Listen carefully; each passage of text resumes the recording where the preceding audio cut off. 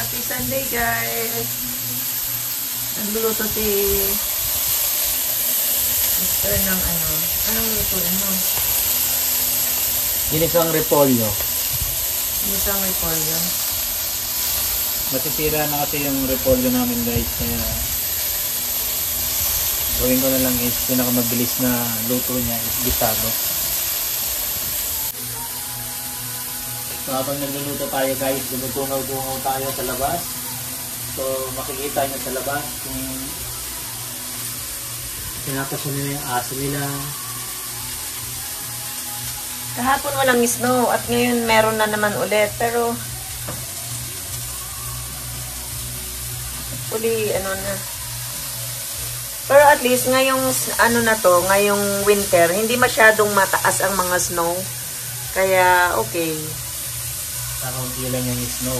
Konti lang snow. Kumpara nung last year ba yan? At saka yung mga lamig, ilang beses lang na naglamig.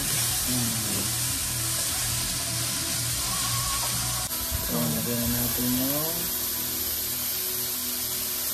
garlic. Yan, simpleng ulam lang ang lulutuin natin ngayon. Sa bagay, lagi naman ang simpleng ulam namin. Nothing so special. Ang importante ay may makain tayo, di ba? Mas maganda na kasi, guys, yung nagluluto naman sa bahay kaysa bumili ka pa sa labas. Napakamahal. Hindi, bukod doon, kumbaga ano mo, Iba pa rin yung lutong bahay. Oo naman. Alam mo na healthy yung niluto mo. Cook with love. Of course.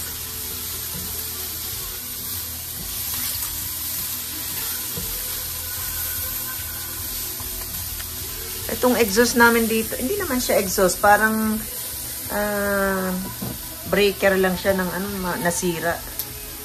Paano namin gawin to? Ayan oh.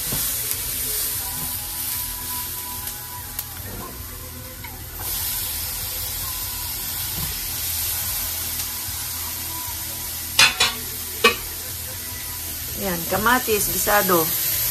Tapos, yun na. Yung repolyo na ang ilalagay.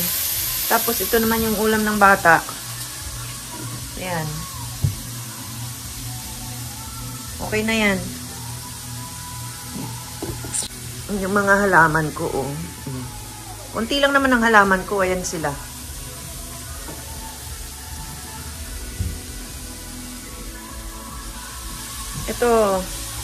Ito, medyo na, buti na lang nagsanga-sanga na siya, oh. Minsan ang hirap mag-alaga ng halaman sa loob ng bahay, ano. Kasi, yung temperature ba sa loob pa, iba-iba.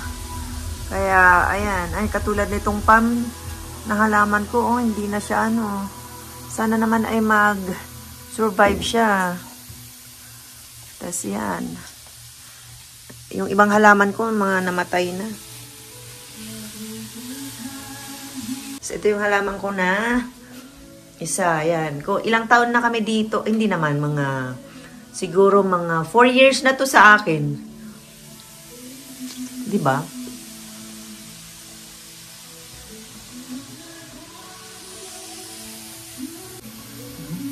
Nakahay ka ba?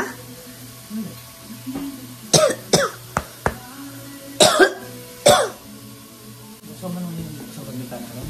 Yung magpi-freeze yung mga ano lalo. Freedom mercy, my heart should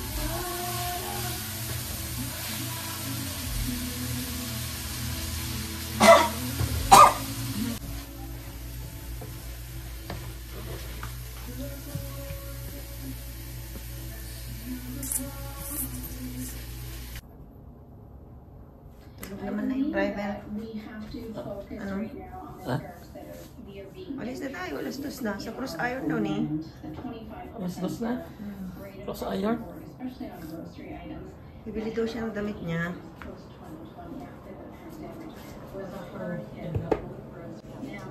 To demonstrate this rate of across the board, all across Canada, between our lumber and Pupunta kami sa Cross Iron magbibili ng damit yung bata.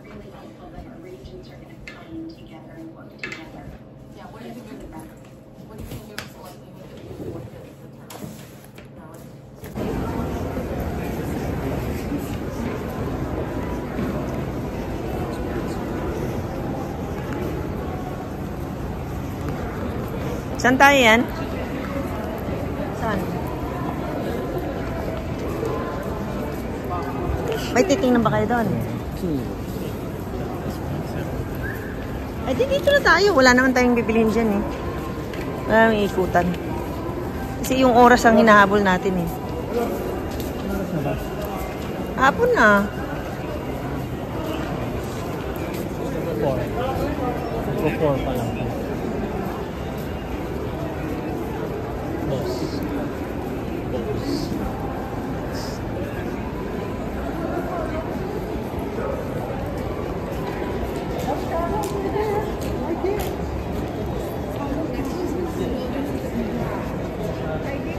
Urban Planet.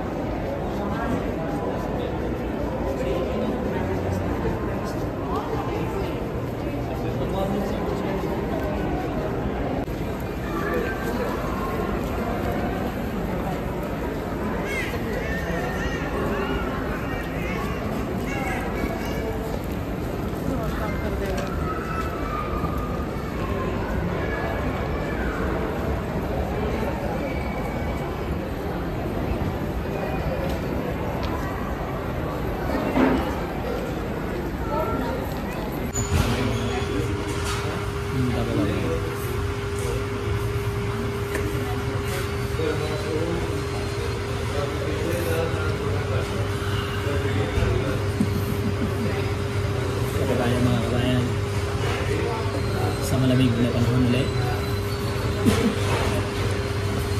Sumorder ako ng mga kainit, dalawang bubble. And this for me too. Thank you. Mainit ni? Yeah, sit muna tayo mamaya na. Paresan naman yan. Ano yan? Ano to? Sa kanya?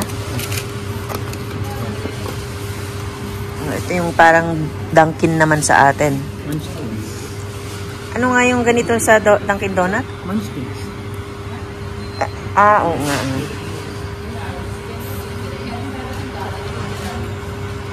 Bala.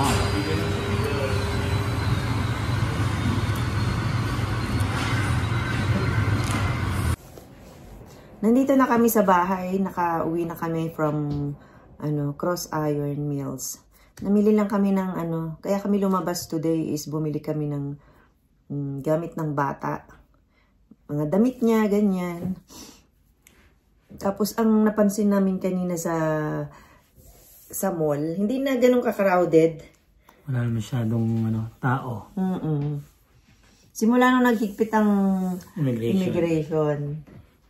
Baka yung iba kasi umuwi na lang yung mga kasi yung 'di ba naghigpit ang Canada immigration. So ang hindi na nare-renew yung mga spouse. Work permit, tsaka yung work permit. Spouse permit, yung parang yung visa ng mga work permit ng mga asawa nila. Kaya yung iba, siguro nag-uwian na lang din kaysa naman magstay sila dito ng syempre mahirap din dito sa Canada ngayon kasi lalo na kung wala kang trabaho. Oo, mahal ang mga bilihin. Hindi na katulad dati na maluwag na medyo okay pa. Ngayon sa food, kung halimbawa wala kang trabaho sa food bank. Wala na, nagkakaano na. Hindi, at saka ang tagal na. Pila na. Kumbaga merong,